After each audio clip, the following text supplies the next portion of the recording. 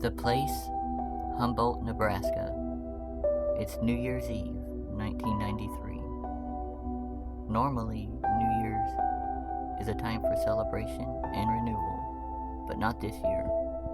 Not for 21-year-old Brandon Teena. This case would inspire many books, movies, and everything in between.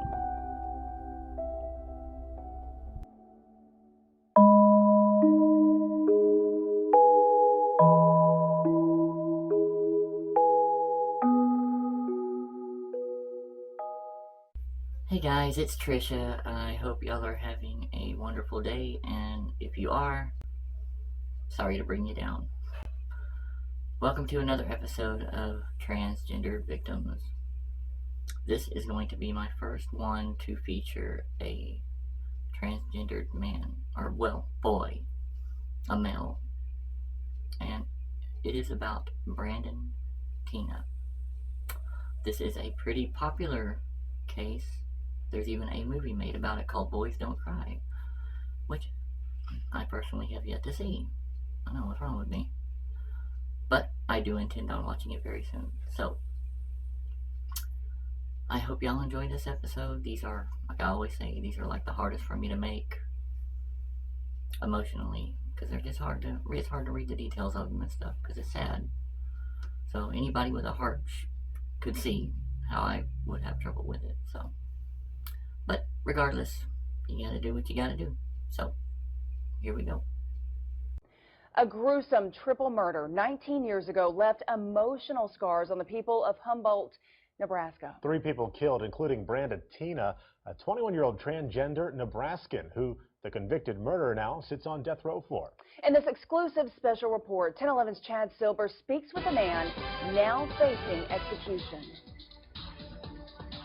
Most everyone who lived in Nebraska in 1993 remembers hearing about the murders. John Lauder at the center of it all, accused of shooting and killing Brandon Teena, Lisa Lambert, and Phillip DeVine. The court ruled Lauder and Marvin Nissen raped and killed Brandon after learning he was actually a she. The other 2 just happened to be there at the time. Brandon Teena was born December 12, 1972 in Lincoln, Nebraska, to a woman named Joanne Brandon. Yes, her last name is Brandon too.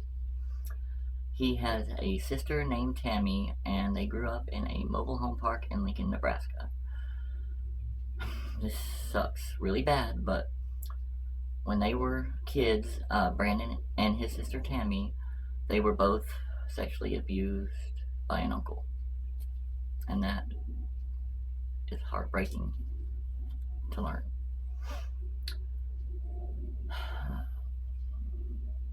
What's wrong with people? So, Brandon was always kind of known as a tomboy. And it says he began identifying as male during his adolescence and dating girls. The mom, Joanne, rejected Brandon's male identity, so still referring to Brandon as my daughter, she, her, you know how that goes. There's, I guess, you got to kind of look at it from both sides, right? Because that's her child. I guess it all depends on what links people go to not to accept it, right? Like, how do they handle it? At 18, Brandon enlisted in the U.S. Army, hoping to do a tour in Operation Desert Storm. And they rejected him for listing his sex as male on the exam. Brandon was known as a class clown in school. Sorry, my hair keeps getting in my eyes. Brandon was known as a class clown in school. That's cute. And okay. And he also had several girlfriends throughout his adolescence, teen years. Good for Brandon. In January 1992, a psychiatrist said of Brandon, he apparently has sexual identity crisis. I don't believe I've ever heard that before. Maybe that's what they used to call it back in the 90s. Sexual identity, right? Oh well, that's what it says. Okay, in 1993, he moved to Falls City, Nebraska, and just presented himself as a man, which he was, to everybody, because he's around this new group of people that don't know him in a new place. Of course, you're a man. Present yourself as a man. And moved in with a girl named Lisa Lambert. Brandon started dating Lisa's friend, 19-year-old Lana Tisdale, and at some point met some ex-convicts named John Lauder and Marvin Nissen. I'm assuming they are going to be the scum in this case. Okay. On December 19th, 1993, Teena was arrested and put in jail for forging checks. My hair is about to be cut all the way off. Sorry, Brandon. Okay, that was disrespectful. So, on December 19th, 1993, Brandon Teena was arrested and put in jail for forging checks. Lana found out that Brandon was trans, apparently after coming up with the bail money to bond him out of jail, and then seeing him in the girl side of the jail, because he'd be with the women. But, so, that's one version, but Lana, the real Lana Tisdale, not the one in the movie, Boys Don't Cry, which we'll get to, claims that is wrong. That she claims that everybody found out that Brandon was transgender because his arrest was posted in the paper with all his info in it. So that's how everybody found out Brandon was transgender. Which shouldn't be a problem at all, but it was. Brandon told Lana he was a hermaphrodite. That's so they could continue dating after she found out. Apparently Lana was like, whatever happened, happened between them, they continued dating. I guess Lana was able to get past that Brandon was born a big female. Good for Lana. During a Christmas Eve party in 1993, Nissen and Lauder forced Brandon to remove his pants, and this proved to Lana that he was transgender, something that she already knew. Lana said nothing. Lauder and Nissen, remember they're ex-convicts, they later assaulted Brandon and forced him into their car. They took him to an area by some kind of meatpacking plant, assaulted and gang raped him. They ordered him to they took him back to Nissen's house and forced Brandon to take a shower to clean up evidence. But Brandon escaped through the bathroom window. Lana, remember the girl, Brandon's girlfriend, convinced him to file a police report against the two, which he did, I'm sorry. Even though Brandon was warned to stay quiet or they would kill him. Sheriff Charles B. Locks, I think that's how you say it, questioned Brandon and didn't take him serious at all. Made some asinine comments that I saw. I think I'll be getting to them in a second. Yeah, the sheriff made a comment. What kind of person was she? Talking about Brandon. She put herself off as a guy, She's a liar. Basically, that's not a direct quote.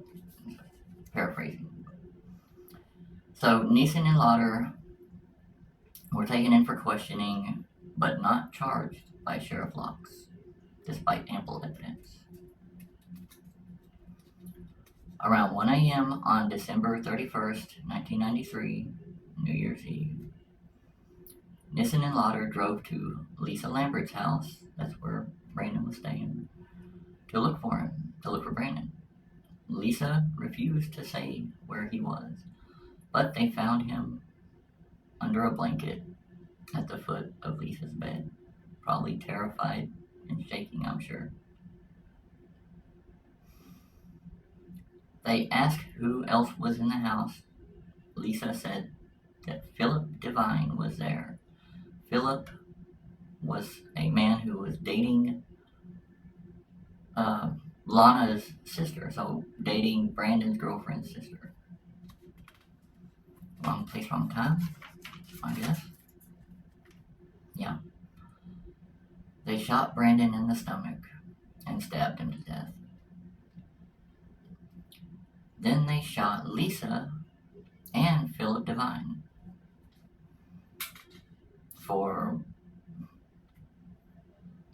They shot Lisa in the stomach, went and got Phillip, I guess out of the living room or somewhere where he was sleeping. They went and got Phillip, brought him back to the bedroom, shot Lisa again, took Phillip into the living room, set him on the couch, and shot him twice. Oh my Lord. Nissen went back into the bedroom and shot Lisa a few more times. These poor people. They took off, Nissen and Lauder took off and threw their weapons into a frozen river. They went back to Fall City and they were arrested that afternoon. Thank goodness.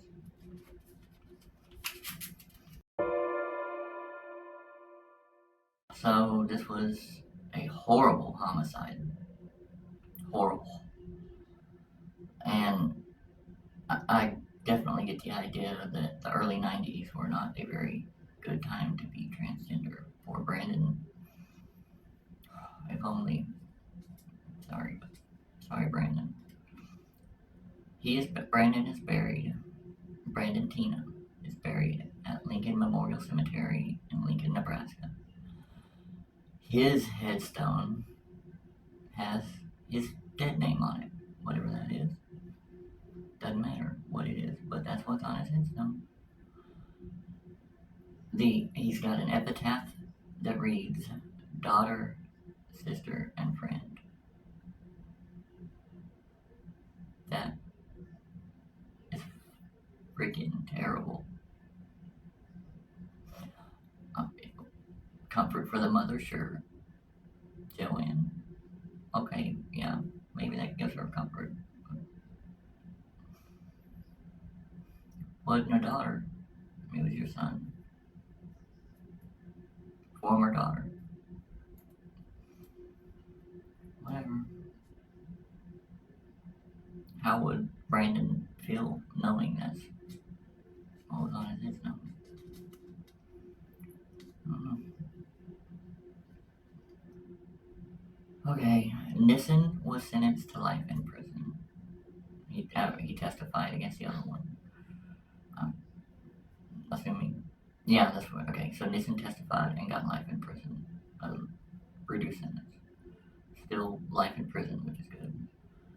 Lauder received the death penalty. I'm not usually an advocate of the death penalty, but some cases do deserve it. Very few, but there are certain cases that I do feel that it's appropriate.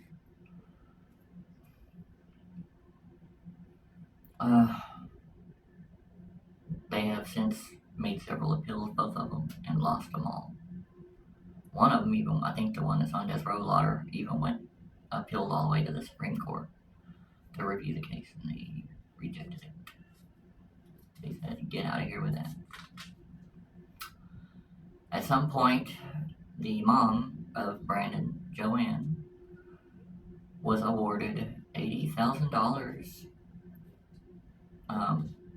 against the Richardson County for the actions of Charles B. Laux, the sheriff. His actions indirectly led. He could have prevented the death, I think, had they been arrested in the face of ample evidence. What is it? And he denied or did not arrest them. So they went and killed Brandon. He was never subject to any legal, criminal charges, but can't really be. But the mom was awarded a bunch of money from the county for his actions, and yeah. They made a movie in 1999 called Boys Don't Cry, and I am going to watch it very soon, maybe even tonight, because I am very interested.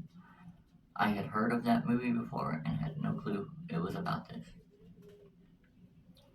but I'm definitely gonna watch it, and I'll let you guys know what I think after I do. It stars Hilary Swank, and she's a pretty good actress. That might be a good fit for Brandon. I hope she does the role justice. I'm sure she does, because if I do recall correctly, that movie was pretty, maybe even Oscar winner, maybe. But anyway, Brandon. Oh, that sucks. Brandon. And I gotta make a correction. Earlier, I kind of corrected myself and said he was a boy, a kid, or implying that he was a kid. He's 21. Man or boy, whatever. And to me, that's that could be either way. So, because it's still young, but it's still old enough to be considered a man. Whatever. Male, we'll just say. He was a male. I don't like that about his headstone at all. That's horrible. But if it brings comfort to the mom, I don't know. I only look at it from the victim's point of view. I'm sorry. But anyways, it's a brutal, terrible death.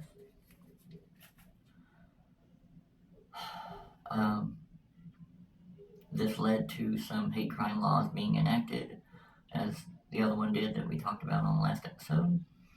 Just another push forward towards getting us trans men and women recognized for what we are.